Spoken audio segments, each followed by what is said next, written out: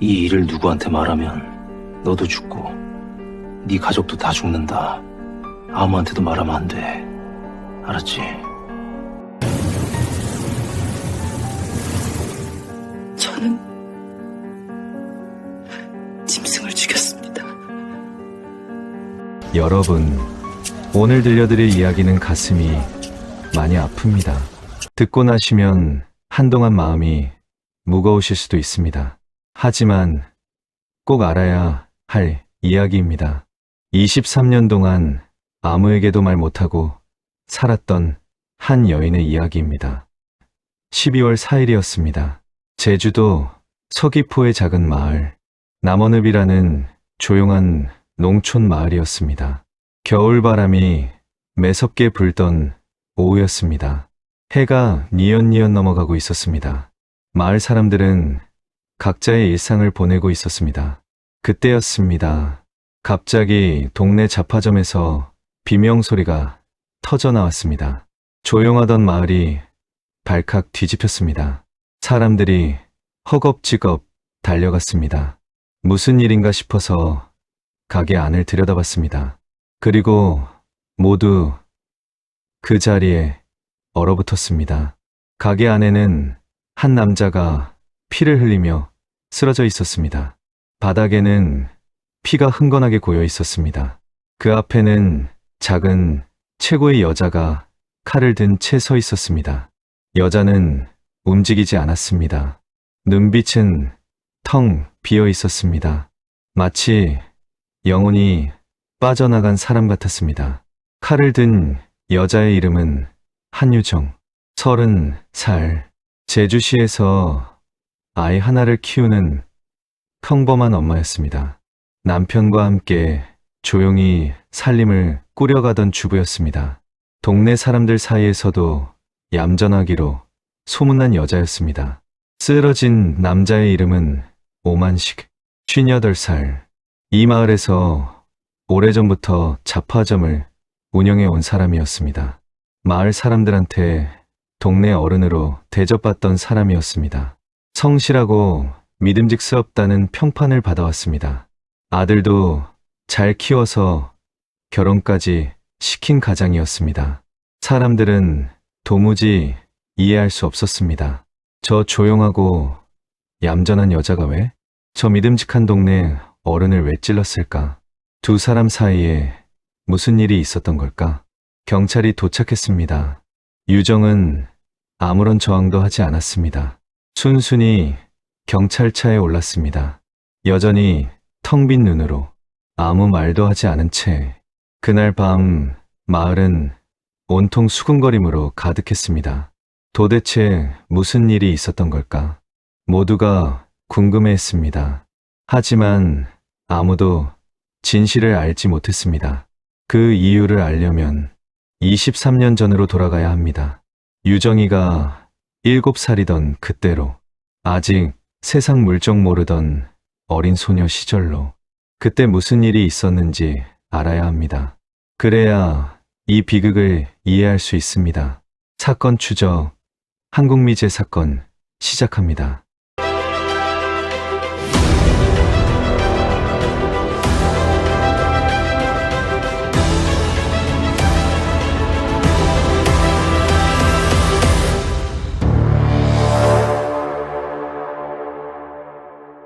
(1968년) 한유정은 제주도 서귀포시 남원읍에서 태어났습니다. 제주도 동쪽 해안가에 자리 잡은 조용한 농촌 마을이었습니다. 감귤밭이 마을을 둘러싸고 있었습니다. 바다가 가까워서 바람이 많이 불었습니다. 아버지는 감귤 농사를 짓는 성실한 농부였습니다. 새벽부터 밤늦게까지 열심히 일했습니다. 말수는 적었지만 가족을 사랑하는 사람이었습니다. 어머니는 집안 살림을 도맡아 했습니다. 농사일도 함께 거들었습니다. 손이 크고 마음이 따뜻한 분이었습니다. 유정이에게는 오빠가 하나 있었습니다. 3살 터울이었습니다. 오빠는 여동생을 잘 챙겨주었습니다. 가난했지만 따뜻한 가정이었습니다. 웃음소리가 끊이지 않는 집이었습니다. 유정이는 밝고 명랑한 아이로 자랐습니다. 동네 어른들한테 인사도 잘하고 친구들과도 잘 어울렸습니다. 부모님 심부름도 곧잘 했습니다. 예쁘고 착한 아이라고 칭찬을 많이 받았습니다. 1975년 초겨울이었습니다. 유정이는 7살이 되었습니다. 이제 막 초등학교에 입학할 나이였습니다. 그날도 평범한 오후였습니다. 하늘은 맑았고 바람은 차가웠습니다. 어머니가 심부름을 시켰습니다. 우물가에 물을 길러 오라고 했습니다. 그 시절 시골 마을에는 아직 수도가 없었습니다. 마을 공동 우물에서 물을 길어다 썼습니다. 유정이는 작은 양동이를 들고 집을 나섰습니다. 콧노래를 부르며 걸어갔습니다. 그때였습니다. 누군가가 유정이를 불렀습니다. 유정아, 이리 와봐. 돌아보니 오만식 아저씨였습니다. 35살. 마을에서 잡화점을 하는 아저씨였습니다. 유정이네 집에서 몇 집 건너에 살았습니다. 유정이와 같은 나이 아들이 있었습니다. 그 아들과 유정이는 가끔 함께 놀기도 했습니다. 마을 사람들한테 좋은 평판을 받는 사람이었습니다. 부지런하고 성실하다고들 했습니다. 7살 아이는 아무 의심 없이 따라갔습니다. 아는 아저씨였으니까요. 같은 마을에 사는 어른이었으니까요. 무서울 이유가 없었습니다. 하지만 그 방 안에서 끔찍한 일이 벌어졌습니다. 오만식은 방문을 닫았습니다. 그리고 어린아이의 입을 막았습니다. 유정이는 무슨 일인지 알 수 없었습니다. 너무 무섭고 아팠습니다. 소리를 지르고 싶었지만 입이 막혀 있었습니다. 몸부림을 쳤지만 어른의 힘을 이길 수 없었습니다. 오만식은 아이에게 씻을 수 없는 상처를 남겼습니다. 7살 어린아이에게 너무나 잔인한 일이었습니다. 그 후 유정이는 열흘 동안 제대로 걷지 못했습니다. 다리 사이가 너무 아팠습니다. 몸에서 피가 멈추지 않았습니다. 밥도 제대로 먹지 못했습니다. 밤마다 악몽을 꾸었습니다. 어머니가 물었습니다. 유정아, 왜 그러니? 어디 아프니? 하지만 유정이는 대답하지 못했습니다. 오만식이 한 말 때문이었습니다. 그는 아이에게 이렇게 말했습니다. 이 일을 누구한테 말하면 너도 죽고 내 가족도 다 죽는다. 아무한테도 말하면 안 돼. 알았지? 7살 아이는 너무 무서웠습니다. 정말로 가족이 죽을 것 같았습니다. 엄마가 죽고 아빠가 죽고 오빠가 죽을 것 같았습니다. 그래서 아무한테도 말하지 못했습니다. 부모님한테도, 오빠한테도, 친구한테도, 선생님한테도, 아무한테도 말할 수 없었습니다. 유정이의 어린 시절은 그날 멈춰버렸습니다. 밝고 명랑하던 아이는 사라졌습니다. 그 자리에는 무서움에 떠는 아이만 남았습니다. 시간이 흘렀습니다. 유정이는 조금씩 자랐습니다. 초등학교를 졸업하고 중학교에 들어갔습니다. 겉으로 보기에는 평범한 학생이었습니다. 하지만 속으로는 늘 무거운 짐을 지고 있었습니다. 그날의 기억이 떠나지 않았습니다. 사춘기가 되었습니다. 유정이는 조금씩 깨닫기 시작했습니다. 자신이 겪은 일이 나쁜 일이라는 것을, 그것이 범죄라는 것을, 오만식이 자신에게 끔찍한 짓을 했다는 것을. 분노가 치밀어 올랐습니다. 왜 나한테 그런 짓을 했을까? 왜 하필 나였을까? 하지만 말할 수 없었습니다. 그 시절 제주도 시골 마을에서는 이런 일을 당한 사람이 오히려 손가락질을 받았습니다. 제가 그런 일을 당했대. 부끄러운 줄 알아야지. 시집도 못 가겠네. 피해자가 더 부끄러워해야 했습니다. 피해자가 더 숨어야 했습니다. 그래서 말할 수 없었습니다. 말하면 자신만 더 힘들어질 것 같았습니다. 가족들한테도 짐이 될 것 같았습니다. 유정이는 그 고통을 혼자 감당했습니다. 아무한테도 말하지 않고 속으로만 사귀고 또 사귀었습니다. 고등학교를 졸업했습니다. 취직을 하고 사회생활을 시작했습니다. 겉으로는 평범한 젊은 여성이었습니다. 하지만 마음속에는 늘 어두운 그림자가 있었습니다. 1988년이었습니다. 20살이 된 유정은 결혼을 했습니다. 중매로 만난 남자였습니다. 착하고 성실한 사람이었습니다. 유정을 아끼고 사랑해 주었습니다. 새로운 시작이 될 거라고 믿었습니다. 이제 과거는 잊고 행복하게 살 수 있을 거라고, 새 출발을 할 수 있을 거라고. 하지만 악몽이 다시 시작되었습니다. 결혼 첫날 밤이었습니다. 남편이 손을 잡았습니다. 그 순간 유정이 눈앞이 캄캄해졌습니다.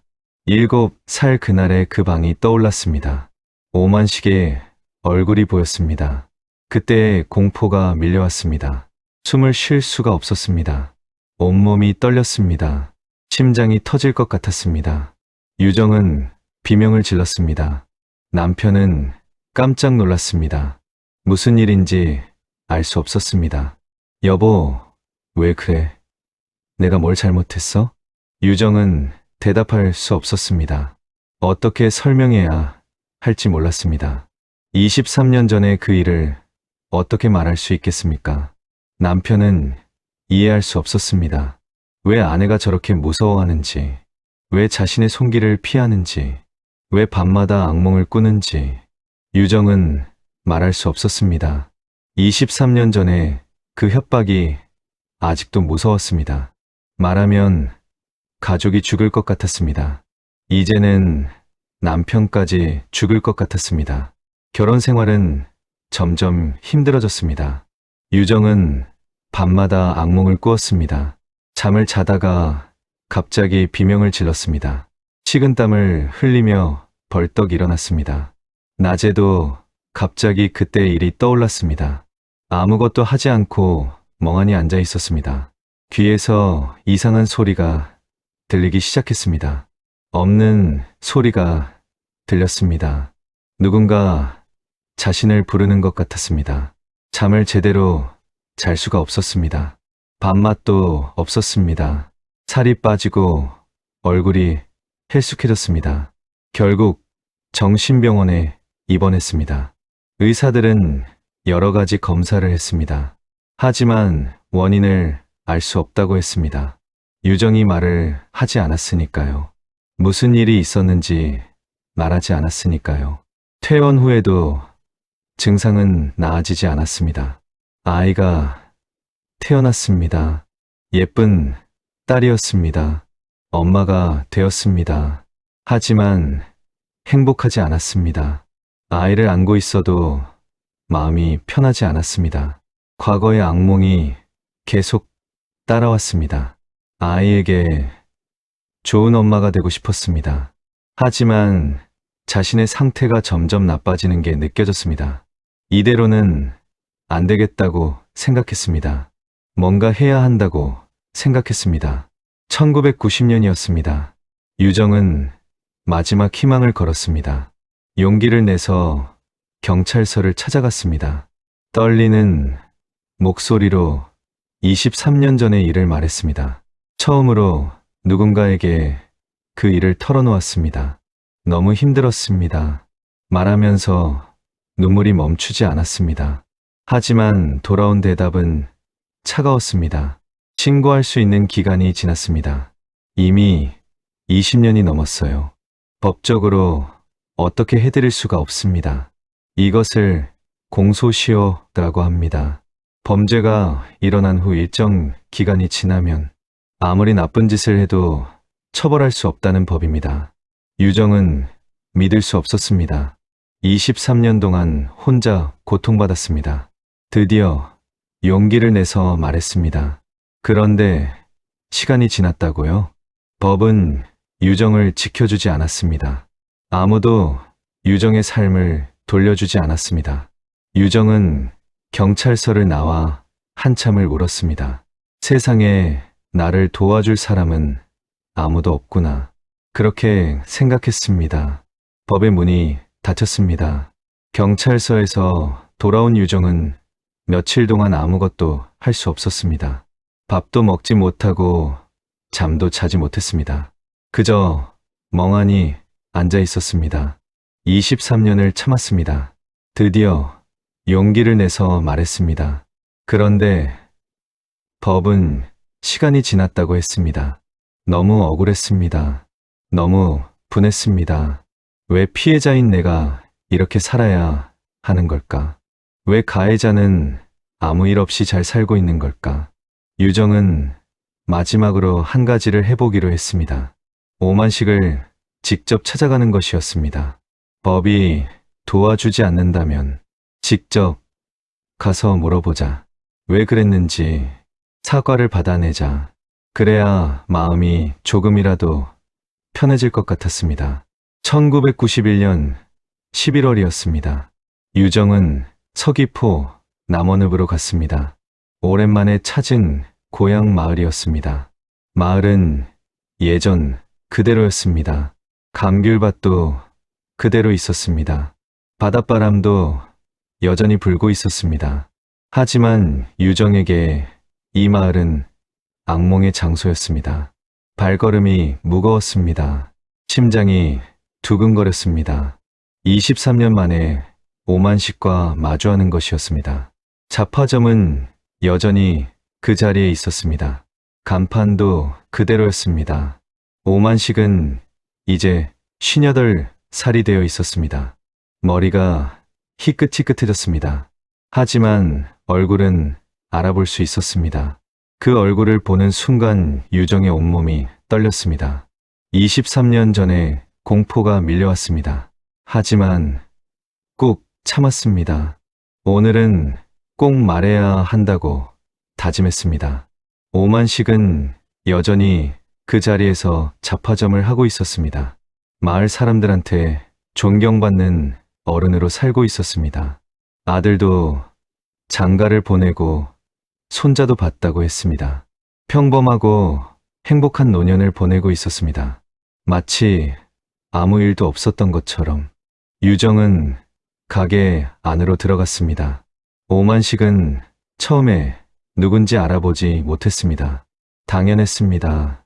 23년이라는 세월이 지났으니까요. 7살 소녀가 30살 여자가 되었으니까요. 유정은 떨리는 목소리로 말했습니다. 저예요. 한유정이요. 23년 전에 저한테 그런 짓을 한 거 기억하세요? 오만식의 눈이 흔들렸습니다. 잠깐 당황한 표정이 스쳐 지나갔습니다. 하지만 곧 표정을 바꿨습니다. 시큰둥한 얼굴이 되었습니다. 왜 그랬어요? 유정이 물었습니다. 내 인생 돌려놔요. 23년 동안 얼마나 힘들게 살았는지 알아요? 밤마다 악몽을 꿔요. 남편 손도 무서워요. 정신병원에도 입원했어요. 다 당신 때문이에요.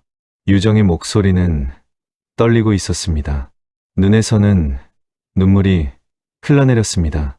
오만식의 대답은 충격적이었습니다. 그게 언제적 일인데? 그는 귀찮다는 듯이 말했습니다. 23년 전 일을 이제 와서 왜 들춰내? 입 다물고 살아. 필요하면 돈 줄게. 유정은 귀를 의심했습니다. 사과는커녕 돈으로 입막음을 하겠다고? 오만식은 서랍에서 봉투를 꺼냈습니다. 50만 원이 들어있었습니다. 그 돈을 유정이 오빠한테 주며 말했습니다. 유정이 오빠도 함께 왔었습니다. 동생을 걱정해서 따라온 것이었습니다. 이걸로 끝내자. 오만식은 그렇게 말했습니다. 다시는 찾아오지 마. 옛날 일 들춰봐야 좋을 거 없어. 유정에게는 그것이 두 번째 죽음이었습니다. 23년 전에 오만식은 7살 소녀의 몸을 망가뜨렸습니다. 그리고 그 아이의 영혼까지 짓밟았습니다. 이번에는 30살 여자의 마지막 희망을 짓밟았습니다. 사과 한마디 없이, 반성의 기색도 없이 오히려 돈으로 입을 막으려 했습니다.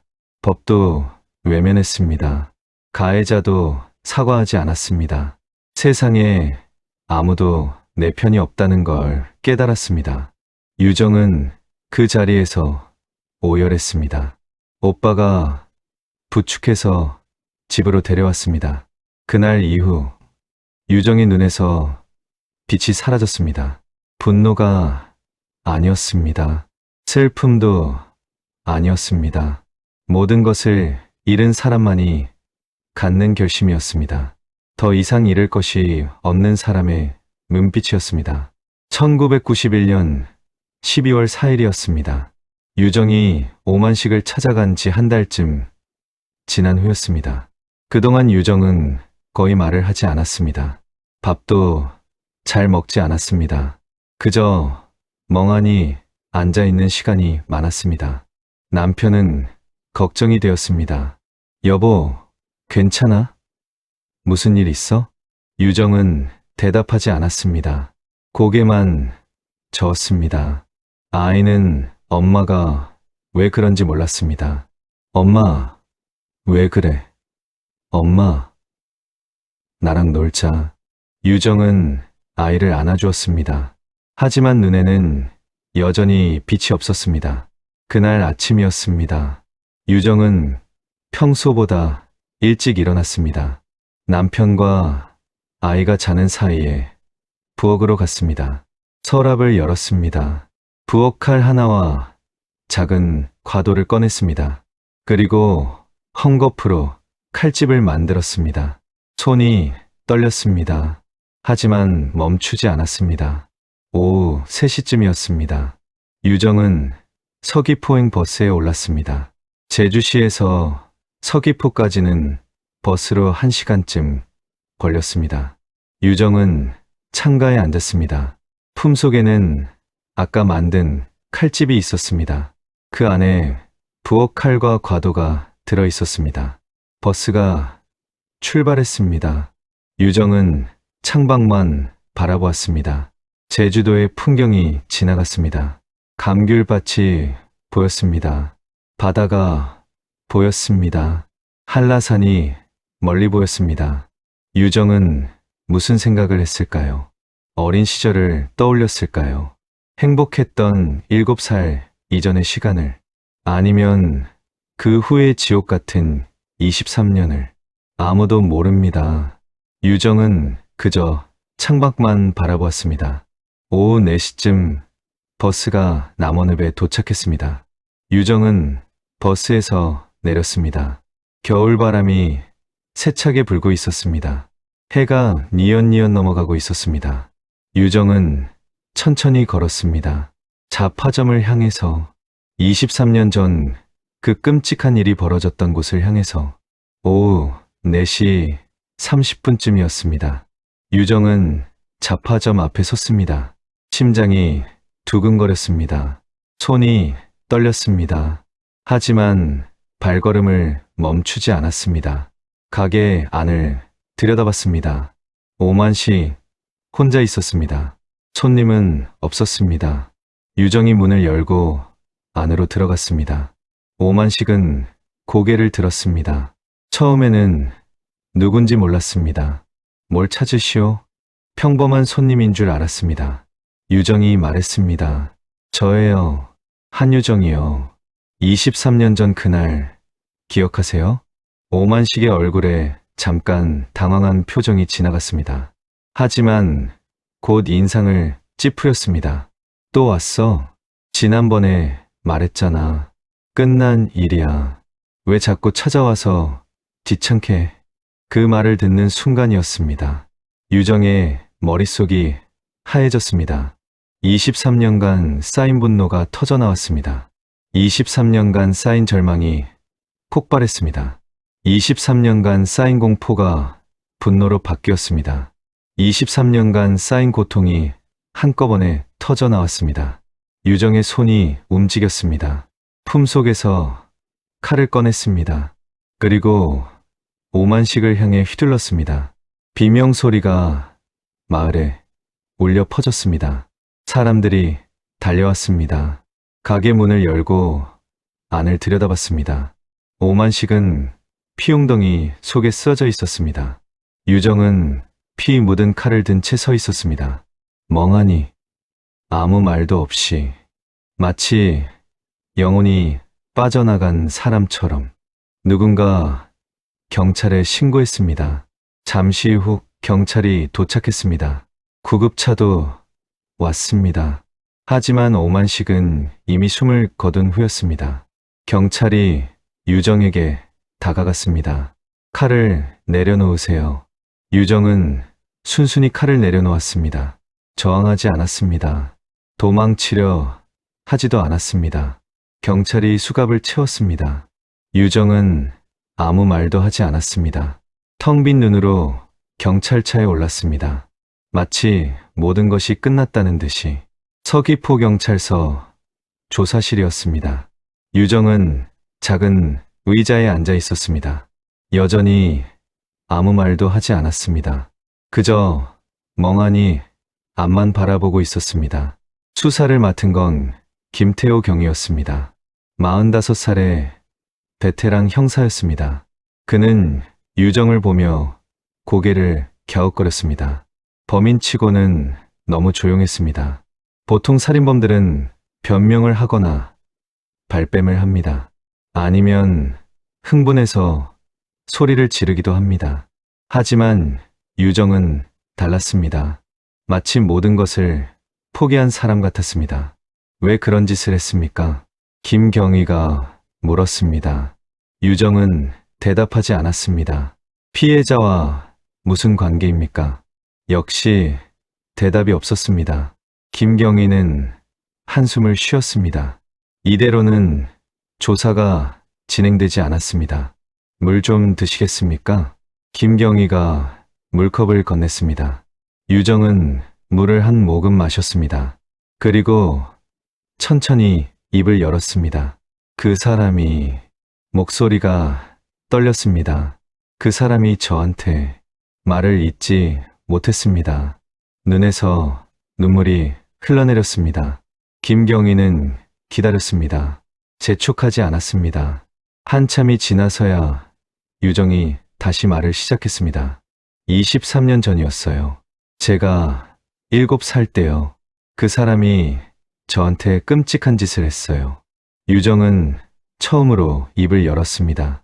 23년간 아무한테도 하지 못했던 이야기를, 가슴속에 묻어두었던 비밀을 처음으로 털어놓았습니다. 김경희는 충격을 받았습니다. 이건 단순한 살인 사건이 아니었습니다. 23년 동안 묻혀있던 끔찍한 진실이 있었습니다. 유정은 담담하게 말했습니다. 담담한 것 같았지만 목소리는 계속 떨렸습니다.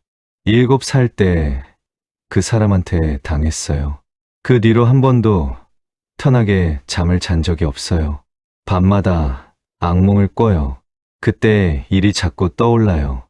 결혼해서도 남편 손길이 무서웠어요. 남편이 손만 잡아도 그때 일이 생각나요. 아이를 낳고도 행복하지 않았어요. 평생을 지옥에서 살았어요. 김경희는 가만히 듣고 있었습니다. 가슴이 먹먹해졌습니다. 20년 넘게 형사 생활을 했지만 이런 사연은 처음이었습니다. 작년에 경찰서에 갔어요. 유정이 계속 말했습니다. 신고하려고요. 그런데 시간이 지났대요. 법적으로 어떻게 할 수 없대요. 그래서 직접 찾아갔어요. 사과라도 받으려고요. 그런데 유정의 목소리가 떨렸습니다. 그 사람이 뭐라고 했는지 알아요? 그게 언제적 일이냐고. 입 다물고 살라고. 돈 줄 테니까 끝내자고. 50만 원을 줬어요. 제 인생이 50만 원이래요. 유정은 오열했습니다. 23년간 참았던 눈물이 터져 나왔습니다. 김경희는 아무 말도 할 수 없었습니다. 그저 지켜보는 수밖에 없었습니다. 경찰은 추가 조사를 했습니다. 유정의 가족들을 만났습니다. 마을 사람들을 만났습니다. 유정이 입원했던 병원의 기록도 찾아봤습니다. 조사 결과 유정이 한 말이 사실이라는 게 밝혀졌습니다. 유정의 어머니는 처음으로 딸의 과거를 알게 되었습니다. 경찰 앞에서 크게 울었습니다. 그때 유정이가 며칠 동안 걷지를 못했어요. 왜 그런지 몰랐어요. 물어봐도 대답을 안 했어요. 그냥 어디 다쳤나 보다 했어요. 그게 이런 일 때문이었다니. 내가 왜 몰랐을까? 내가 왜 눈치를 못 챘을까? 어머니는 자신을 탓했습니다. 유정이 오빠도 증언했습니다. 한 달 전에 오만식이 저한테 돈을 줬어요. 50만 원이요. 옛날 일은 잊어버리라고. 그때는 무슨 소린지 몰랐어요. 유정이가 말을 안 했으니까요. 이제야 알겠어요. 그 나쁜 놈이. 오빠는 분노에 떨었습니다. 23년 동안 숨겨졌던 진실이 밝혀지기 시작했습니다. 하지만 오만식은 이미 죽었습니다. 법으로 그의 죄를 물을 방법은 없었습니다. 이제 재판을 받아야 할 사람은 유정이었습니다. 재판이 시작되었습니다. 유정은 살인죄로 기소되었습니다.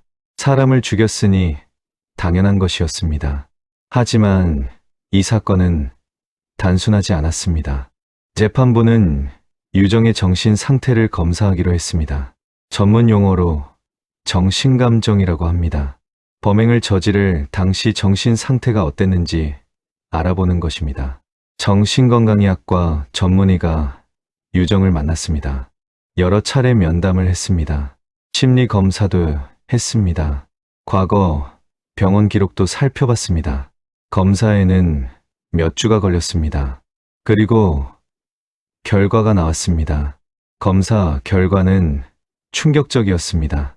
유정은 아주 심한 마음의 병을 앓고 있었습니다.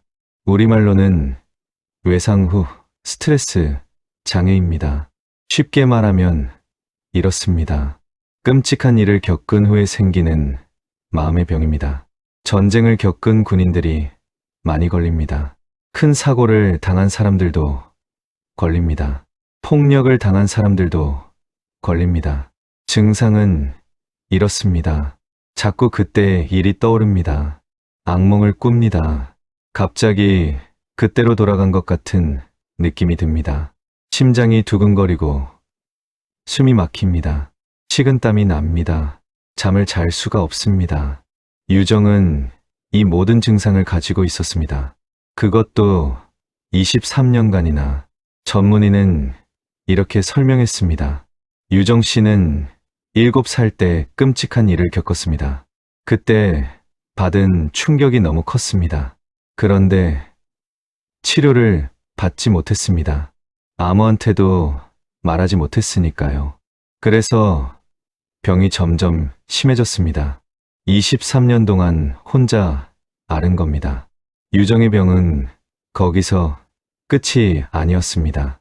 조현병 증상까지 나타났습니다.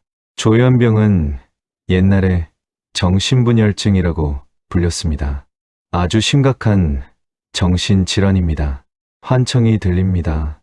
없는 소리가 들리는 것입니다. 환각이 보이기도 합니다. 없는 것이 보이는 것입니다. 현실과 상상을 구분하기 어려워집니다. 유정은 귀에서 이상한 소리가 들린다고 했습니다. 누군가 자신을 부르는 소리, 오만식의 목소리가 들릴 때도 있었습니다. 이것은 PTSD가 너무 오래 방치되어서 생긴 것이었습니다. 제때 치료받았다면 이렇게까지 되지 않았을 것입니다. 전문의는 최종 판단을 내렸습니다. 유정 씨는 범행 당시 심신미약 상태였습니다. 심신미약이란 무엇일까요? 쉽게 말하면 이렇습니다. 마음과 몸이 약해져서 정상적인 판단을 하기 어려운 상태입니다. 보통 사람이라면 하지 않을 행동을 하게 됩니다. 옳고 그름을 제대로 판단하지 못합니다. 유정이 바로 그런 상태였습니다. 23년간 치료받지 못한 PTSD, 거기에 조현병 증상까지. 유정의 정신 상태는 매우 심각했습니다. 범행을 저지를 당시 유정은 정상적인 판단을 할 수 없었습니다. 23년간 쌓인 고통이 한꺼번에 터진 것이었습니다. 전문의는 덧붙였습니다. 유정 씨에게 필요한 것은 처벌이 아닙니다. 치료입니다. 제대로 된 치료를 받으면 나아질 수 있습니다. 하지만 23년간 방치되어서 상태가 많이 안 좋습니다. 오랜 시간이 걸릴 것입니다.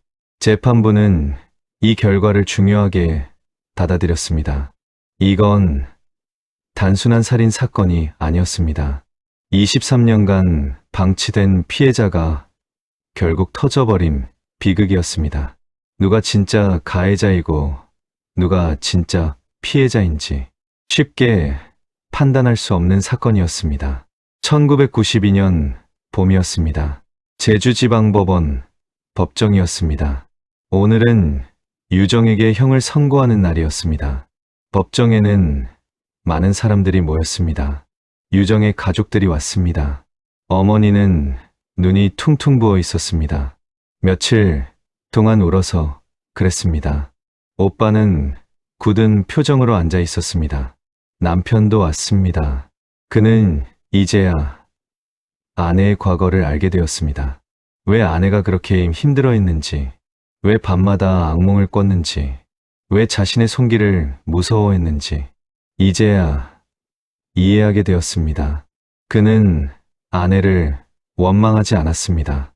오히려 자신이 몰라줬던 것이 미안했습니다. 기자들도 왔습니다. 이 사건은 제주에서 큰 화제가 되었습니다. 23년 전 성폭행 피해자가 가해자를 죽인 사건. 사람들의 관심이 집중되었습니다. 유정은 피고인석에 앉아 있었습니다. 얼굴이 많이 수척해져 있었습니다. 하지만 눈빛은 예전보다 차분해 보였습니다.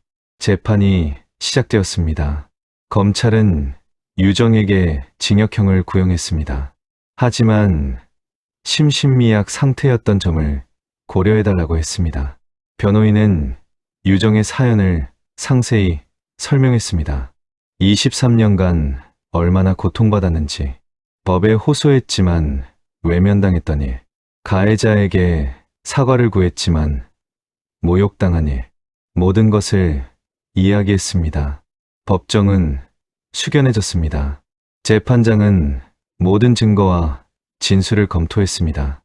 정신감정 결과도 다시 살펴봤습니다. 그리고 판결을 내리기 전 유정에게 마지막으로 물었습니다. 피고인, 마지막으로 할 말이 있습니까? 법정이 조용해졌습니다. 모두가 유정을 바라봤습니다. 유정은 한동안 고개를 들지 못했습니다. 어깨가 떨리고 있었습니다. 법정은 숨소리조차 들리지 않을 만큼 고요했습니다. 한참이 지났습니다. 그리고 유정이 천천히 고개를 들었습니다. 입을 열었습니다. 목소리는 떨리고 있었습니다. 저는 말이 나오지 않았습니다. 목이 메었습니다. 유정은 눈물을 삼키며 다시 말했습니다. 저는 짐승을 죽였습니다. 법정이 얼어붙었습니다. 재판장은 말을 잃었습니다. 방청석에서 흐느끼는 소리가 들렸습니다. 유정의 어머니가 울고 있었습니다. 기자들도 고개를 숙였습니다. 유정의 한마디, 그것은 변명이 아니었습니다. 자신의 행동을 정당화하려는 것도 아니었습니다. 왜 나는 단 하루도 인간답게 살지 못했느냐는 절규였습니다. 왜 나만 이렇게 고통받아야 했느냐는 울부짖음이었습니다. 재판부는 한동안 침묵했습니다. 무거운 침묵이었습니다. 그리고 판결을 내렸습니다. 피고인을 징역 2년 6개월에 처한다. 다만 3년간 형의 집행을 유예한다. 그리고 치료 감호 처분을 내린다. 이게 무슨 뜻일까요? 쉽게 말하면 이렇습니다. 감옥에 가지 않아도 됩니다. 대신 치료를 받으세요. 3년 동안 문제없이 지내면 형은 없던 일이 됩니다. 재판부가 판결 이유를 설명했습니다. 피고인은 23년 전 끔찍한 피해를 당했습니다. 그 후로 아무런 보호도 받지 못했습니다. 법에 호소했지만 공소시효가 지났다는 이유로 거절당했습니다. 가해자에게 사과를 구했지만 모욕만 당했습니다. 피고인은 극심한 정신적 고통 속에서 살아왔습니다. 그리고 결국 이런 비극이 일어났습니다. 재판부는 피고인에게 처벌보다 치료가 필요하다고 판단합니다. 판결이 끝났습니다. 유정은 자리에서 일어났습니다. 가족들이 달려왔습니다. 어머니가 유정을 끌어안았습니다. 유정아, 미안해. 엄마가 미안해. 유정도 어머니를 안았습니다. 23년 만에 처음으로 마음껏 울 수 있었습니다. 재판이 끝났습니다. 유정은 정신건강 치료시설로 갔습니다. 전문의들의 치료를 받기 시작했습니다.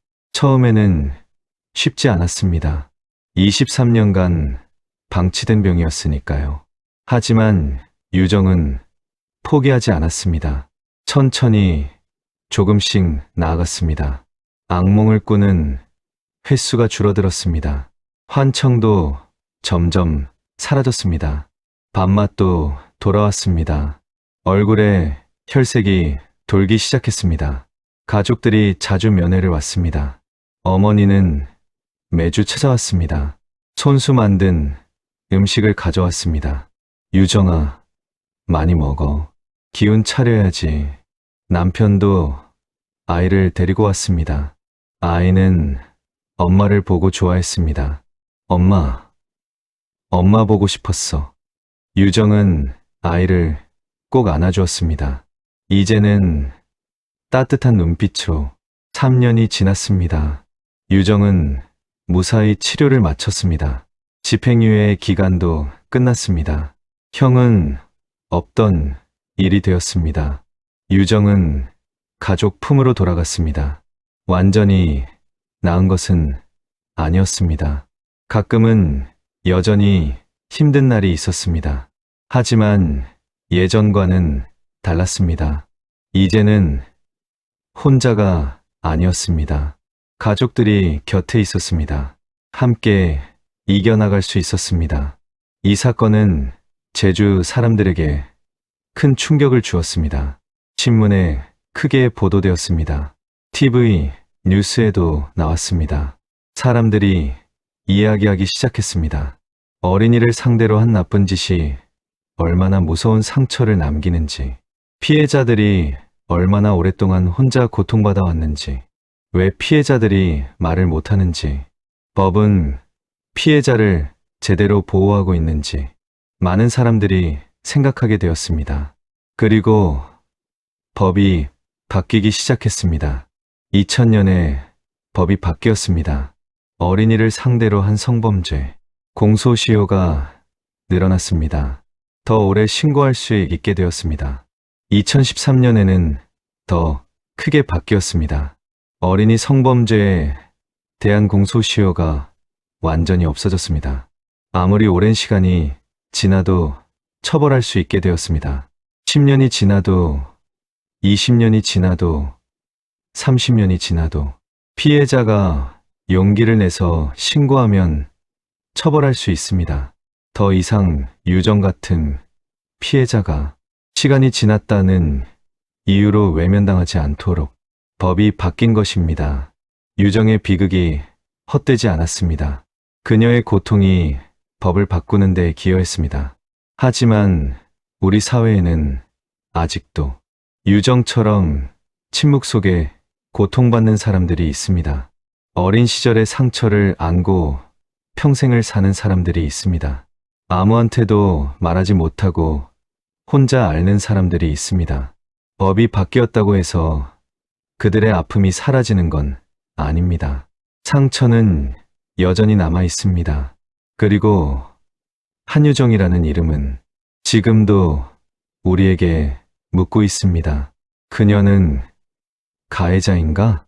아니면 너무 늦게 발견된 피해자인가? 23년간 아무도 보호해주지 않았던 피해자. 결국 스스로 복수할 수밖에 없었던 피해자. 그녀를 뭐라고 불러야 할까요? 여러분, 긴 이야기 들어주셔서 감사합니다. 오늘 들려드린 이야기, 1991년 제주에서 있었던 일입니다. 가슴이 아픈 이야기였습니다. 때로는 답을 내리기 어려운 질문이 있습니다. 이 사건이 바로 그렇습니다. 유정은 사람을 죽였습니다. 그것은 분명한 사실입니다. 법적으로 그녀는 가해자입니다. 하지만 그녀는 또한 피해자였습니다. 23년간 방치된 피해자였습니다. 누구의 도움도 받지 못한 피해자였습니다. 이 사건은 우리에게 무거운 질문을 던집니다. 첫째, 왜 피해자는 말을 할 수 없었을까요? 그 시절 사회는 피해자를 보호하지 않았습니다. 오히려 피해자한테 손가락질을 했습니다. 내가 뭘 잘못했으니까 그런 일을 당한 거다. 부끄러운 줄 알아라. 쉬쉬하고 살아라. 피해자가 더 숨어야 했습니다. 피해자가 더 부끄러워해야 했습니다. 그래서 입을 다물 수밖에 없었습니다. 이것은 과거의 일만이 아닙니다. 지금도 비슷한 일이 일어나고 있습니다. 우리 사회는 정말 달라졌을까요? 둘째, 법은 피해자를 지켜줬습니까? 유정이 23년 만에 용기를 내서 경찰서를 찾아갔을 때 법은 시간이 너무 지났다며 문을 닫았습니다. 공소시효가 지났다고 했습니다. 피해자의 고통에는 시간 제한이 없습니다. 23년이 지나도 아픕니다. 30년이 지나도 아픕니다. 평생 아픕니다. 그런데 왜 처벌에는 시간 제한이 있어야 했을까요? 다행히 지금은 법이 바뀌었습니다. 어린이 성범죄에는 공소시효가 없습니다. 하지만 이 법이 바뀌기까지 얼마나 많은 유정이들이 있었을까요? 셋째, 가해자가 사과했다면 어땠을까요? 오만식이 진심으로 사과했다면 내가 잘못했다. 정말 미안하다. 이렇게 말했다면 이런 비극은 일어나지 않았을지도 모릅니다. 물론 사과한다고 상처가 낫는 건 아닙니다. 하지만 피해자의 마음은 조금 달랐을 것입니다. 그런데 오만식은 사과하지 않았습니다. 오히려 돈으로 입을 막으려 했습니다. 그게 언제적 일인데? 입 다물고 살아. 그 말이 유정을 끝까지 내몰았습니다. 넷째, 우리는 피해자를 어떻게 대해야 할까요? 유정은 법정에서 자신을 이렇게 표현했습니다. 저는 짐승을 죽였습니다. 그녀는 자신을 가해자라고 인정했습니다. 하지만 그녀는 23년간 방치된 피해자이기도 했습니다.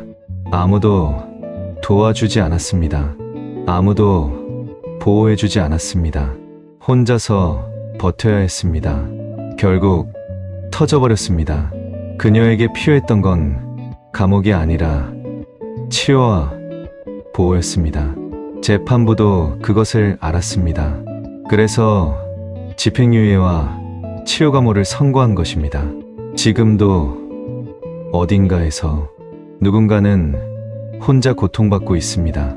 어린 시절의 상처를 안고 아무한테도 말하지 못한 채 밤마다 악몽을 꾸면서 유정의 이야기가 그분들에게 전하는 말이 있다면 그것은 이것입니다. 당신의 고통은 혼자 감당할 필요가 없습니다. 도움을 요청하세요. 말씀하세요. 지금은 법도 바뀌었습니다. 도와줄 수 있는 곳도 많습니다. 혼자 앓지 마세요. 때로는 영원히 답을 내리기 어려운 질문이 있습니다. 유정은 가해자였을까요? 피해자였을까요? 그 답은 쉽게 내릴 수 없습니다. 하지만 그것이 질문을 멈출 이유가 되지는 않습니다. 우리는 계속 물어야 합니다. 우리 사회는 피해자를 제대로 보호하고 있는가? 우리는 고통받는 사람들을 외면하고 있지 않은가? 그 답은 여러분의 마음에 맡기겠습니다. 사건 추적 한국미제 사건이었습니다. 긴 이야기 끝까지 들어주셔서 감사합니다. 다음에 또 뵙겠습니다. 감사합니다.